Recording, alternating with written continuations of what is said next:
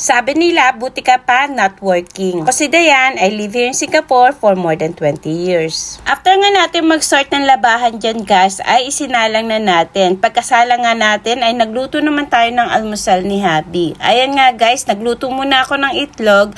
After nga nitong itlog ay isinangag ko na rin tong konyak rice. Actually, matagal-tagal na rin akong unemployed. At sa totoo lang, nag-i-enjoy talaga ako dito sa bahay kasi ang sarap-sarap talaga guys ng feeling nandito ka lang sa bahay at wala kang stress sa trabaho. At natutunan ko na rin ang mag-enjoy ko ano yung meron ako. Hindi na rin ako guys shopping ng shopping tulad noon na may trabaho pa ako. At ininit ko na rin yung mga ulam kagabi para pandagdag dito sa itlog. After nga natin maibigay yung food, ayan, inimis ko muna itong mga tuyong labahin para mabilis tayo makapagsampay later. At dumating na rin pala itong ating order na palm corned beef. Masarap to guys, kalasa niya yung Delimundo. Kaya